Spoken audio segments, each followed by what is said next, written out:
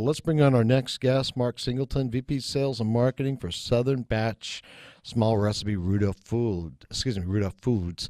Mark, welcome to the show. Hey, Michael, how are you? I'm doing great. All right, let's talk about, give us a little background on you, and then I want to get into holidays coming up and Rudolph's pork rinds. Yeah, well, obviously from Dallas, Texas, grew up there, went to college there, and indeed, Rudolph Foods, we have a plant right there in Dallas, off Interstate 30 on your way to Fort Worth. Okay. All right. Well, coming on the show today, we need to talk about what's going on with you, what's happening with your business, and give us something to talk about today. Oh, Michael, I got to tell you, being vice president of sales and marketing for a pork rind company right now is pretty easy. We have an amazing number of customers out there that are growing their business, and by customers I mean grocery store, convenience stores, specialty retailers such as Target, Sam's, Costco. And people have really discovered pork rinds. The keto and paleo diets have really focused on the snacks that are within the parameters of those diets, and they're just doing a great job of getting the word out there for us. You know, it's something that we've known all along, and even Men's Health magazine recognized that pork rinds are a genius junk food.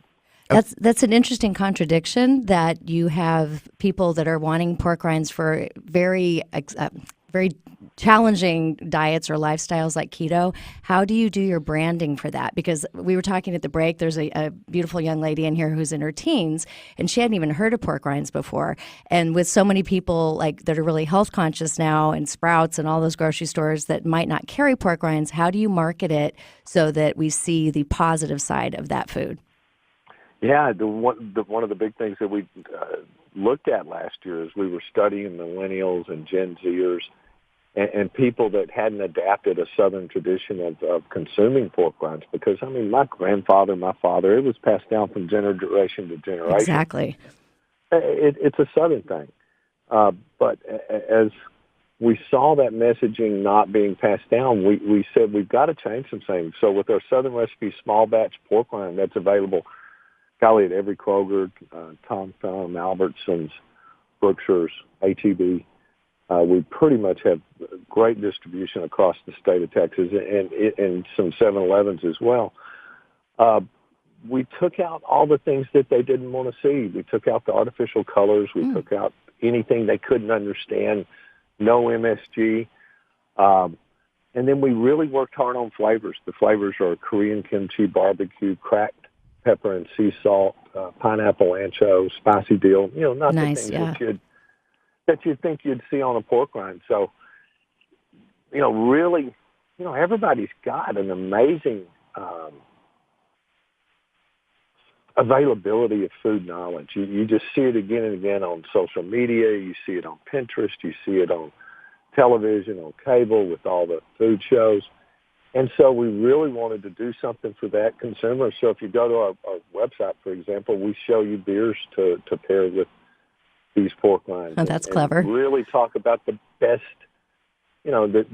what makes these best. We do them, and we process them in very small batches. We use a proprietary two-step method, which really cooks the skin slow, doesn't fracture the cell structure, and really lets it be a lot lighter and crispier. And then with the small batch, we fry them in sunflower oil, which gives them a much lighter taste than anything else on the market, and once again appeals to exactly who you were talking about, a young millennial person who's really looking to know what they're eating and be knowledgeable.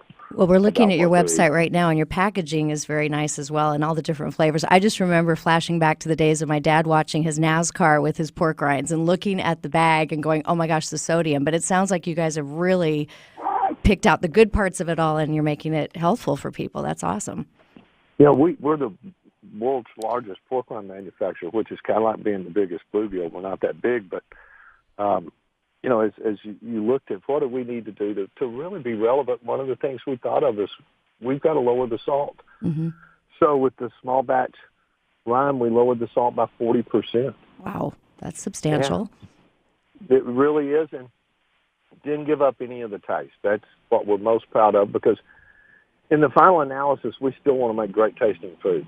And that's what we're really all about across all of our brands, not just the Southern Recipe small batch, but Southern Recipe, and then the great products we make for different companies, private label. Mark, let me run in to right now, and we've got to go to a commercial break. We're very proud of our sponsors, and we're gonna come back on the other side of this break with you, and then we can talk more about what you're doing to reach the right people from the inside. I mean, what does Mark Singleton do every day to make sure that his brand and his product stays at the top of somebody else's shopping list, right?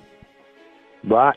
All right, we'll be right back on the other side of this break with Mark Singleton, VP Sales and Marketing, Southern Batch Small Recipe, Rudolph Foods. We'll be right back. This segment is brought to you by Tycon Partners.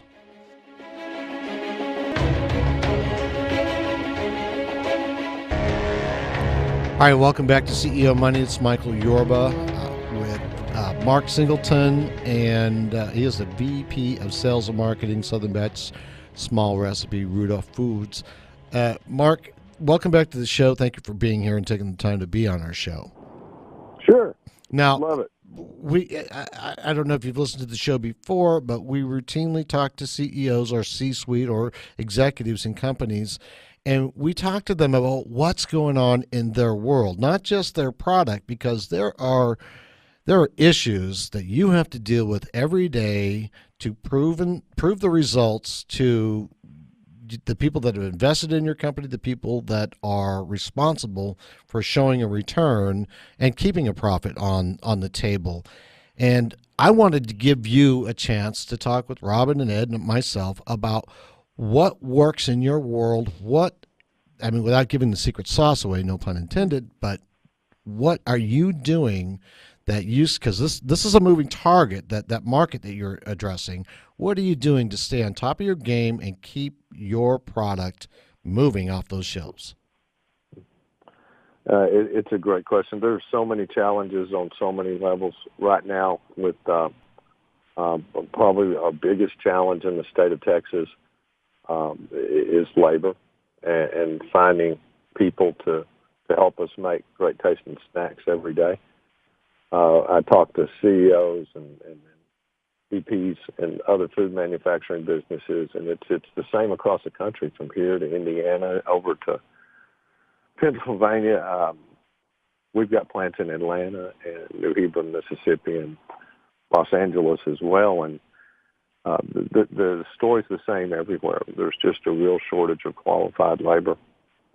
So that's probably our number one challenge as far as our marketing and keeping our products relevant. One of the things that we're most excited about is we just really believe in living in our communities and reaching out in our communities. And so probably our primary way to get trial is to go out to fun runs and beer fest and just any community event and give away free samples.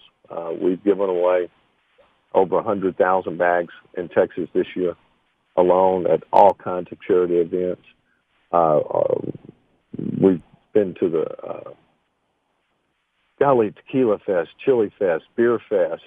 Okay, so you've got to go out and charity runs. To really make things happen with your business. You've got to go out and shake hands with people and meet them and be in front of them and say, "Here, try our product. Here it is." And we all love free samples. Yeah, we do, but it's not a digital thing. Is what I'm saying. Right, but I want to go back to why is it so difficult to find labor? It's just a lack of applicants in such a robust economy. There's just jobs everywhere.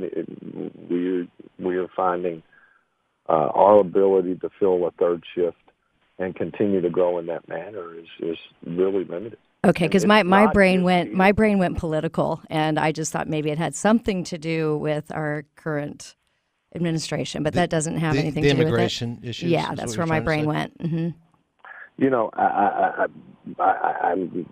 The lack of available labor probably is due to a number of different issues.